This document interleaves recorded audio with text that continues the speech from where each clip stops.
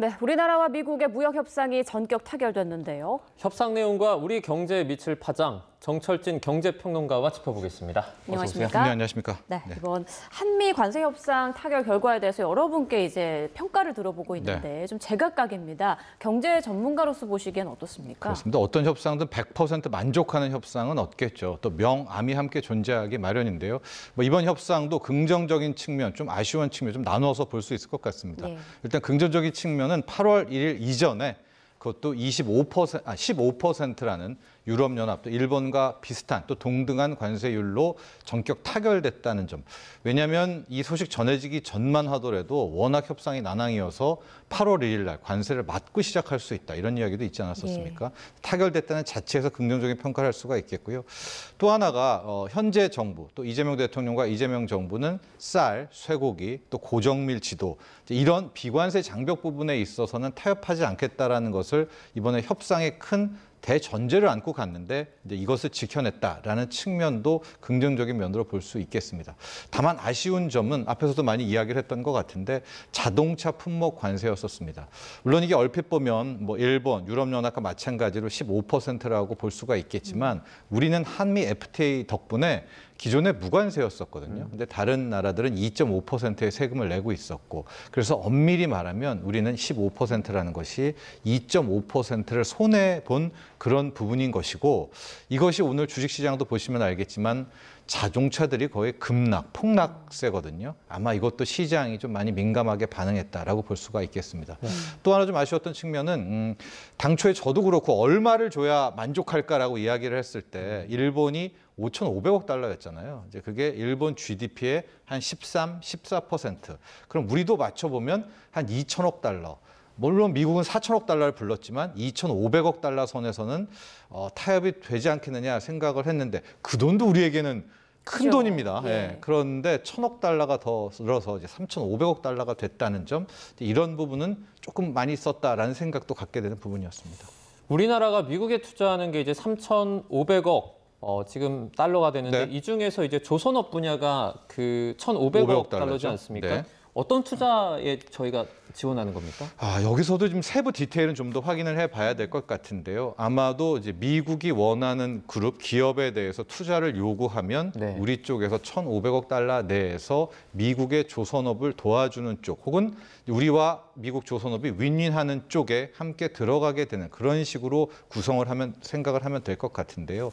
당초에 지난주까지만 해도 군산항, 또 군산조선소 MRO 이런 소식이 많이 들렸습니다. 이게 뭐냐면 우리의 군산항이라든가 군산에 좀 놀고 있는 이런 조선소를 이제 아예 미군함의 MRO 전용으로 미군에게 투자를 하는 형식으로 해주고 여기에 미군 함대가 들어오는 이런 이야기가 많이 돌면서 또 전북, 전라북도, 또 군산 지역사회에서도 많이 좀 들썩들썩 됐던 것 같거든요. 기대감에. 근데 오늘 보니까 아마 우리나라에 뭘 짓는 것 같지는 않고요. 예. 네, 저 1,500억 달러를 가지고 미국 내 조선소, 또 미국 내 조선소를 인수해서 미국 내 MRO 사업을 진행하는, 그러니까 전적으로 미국 내 투자다. 이제 이렇게 또 살펴볼 수가 있을 것 같습니다. 네, 우리 측에서는 그 트럼프 대통령의 마가를 마스가로 바꿔서 어필하기도 했는데 미국에서 이 조선업에 이렇게 관심을 많이 갖는 그 이유는 뭔가요?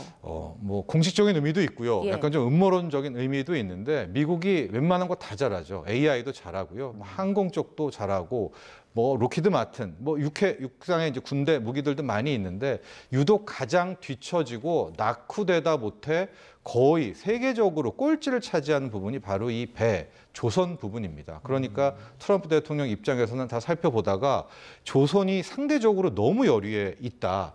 특히 미군은 함대, 군함이라는 것도 중요한 수단 아니겠습니까? 그랬기 때문에 여기에 최고 강자에게 도움을 받아야 되는데 중국과 한국과 일본 세 곳밖에 없습니다. 근데 일본은 자기네 하려고 여력이 없어요. 그럼 중국과 한국 남아 있는데 중국은 오히려 중국을 견제하려고 지금 조선을 하고 있는 거 아니겠습니까? 그래서 우리에게 이 K조선이 그만큼 중요했기 때문에 많이 처음부터 구애를 했다라고 보시면 되겠고요. 또 하나 이런 거죠. 향후 미국이 앞으로 치러질 전쟁 중에서 가장 걱정되는 전쟁 중에 하나가 중국과 대만 간의 전쟁 아니겠습니까? 그건 무조건 해전을 치를 수밖에 없습니다. 아마 그런 부분에 있어서도 미 해군, 또 해군 쪽의 MRO에 많이 신경을 쓰지 않았나, 또 이런 해석도 나오고 있습니다. 자, 이렇게 조선업 투자 외에도 2천억 달러는 대미금융 패키지로 포함이 되어 있는데 LNG 등 미국 에너지에 이제 1,000억 달러를 구매하겠다라고 말한 상황이죠. 네, 이게 이제 포함인지 아니면 2천억 달러와 1,000억 달러는 또 별도인지는 조금 더 세부적인 디테일이 나오면 확인이 될 수 있을 것 같고요. 네. 또 2천억 달러도 뭐 직접 투자의 비중은 거의 없고요. 지급 보증, 민간이 들어갈 때 이제 국가 공공금융기관에서는 지급 보증 혹은 대출 형식으로 2천억 달러를 대미 투자하겠다라고 오늘 김영범 실장은 설명을 한 그런 대목이었습니다. 네, 좀 정확하게 좀 짚어봐야 될 부분이 몇 가지가 있는데요. 일단 러트닉 미 상무부 장관이 3,500억 달러 투자 수익의 90%는 미국이 가져간다 이렇게 말을 했거든요. 네. 대통령실에서는 선을 그었는데 이 부분은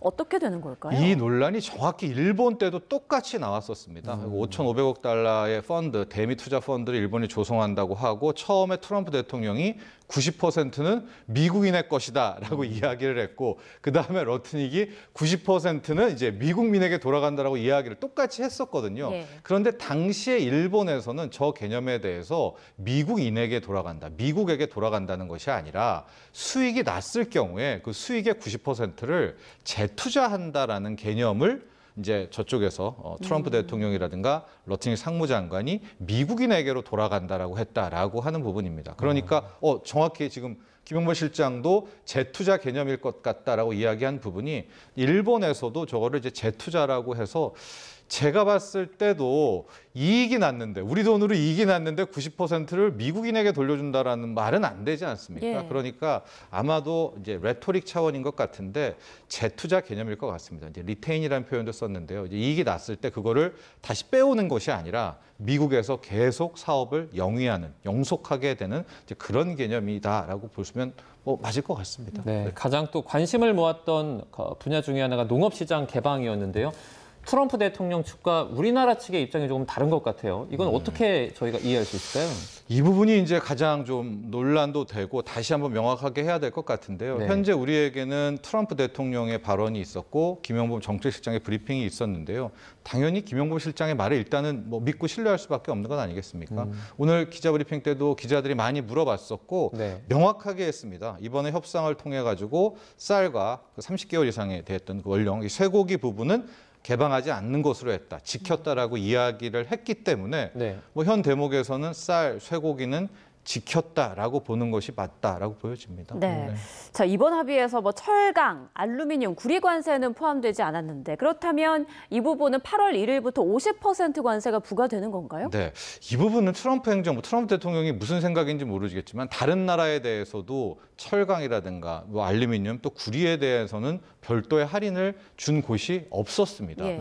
그래서 여러 좀 생각을 좀 해봤는데 이 철강 같은 경우에 지금 캐나다, 브라질, 멕시코가 상당 부분 강국이 돼가지고 미국 내 철강을 수출을 하고 있거든요. 근데 지금 역설적으로 가장 친한 혈맹이라고 할 수 있는 캐나다, 멕시코 쪽과 미국의 사이가 안 좋잖아요. 그 이유가 캐나다의 철강, 멕시코의 철강, 브라질의 철강을 트럼프 대통령은 친중 자본, 차이나머니가 들어갔다라고 파악을 하고 있는 것 같아요. 예. 그래서 철강 쪽의 50%는 이번에 풀어주지 않았었고 구리에 대해서 8월 1일부터 50% 세금 부금하는 것도 이와는 별도였습니다. 그래서 우리만 좀 예외로 철강 50%를 깎아줬으면 하는 그런 특혜를 받았으면 좋았겠지만은 이런 부분도 유럽연합이라든가 일본에 비춰봤을 때 우리가 나쁘게 타결하는 것은 아니었습니다.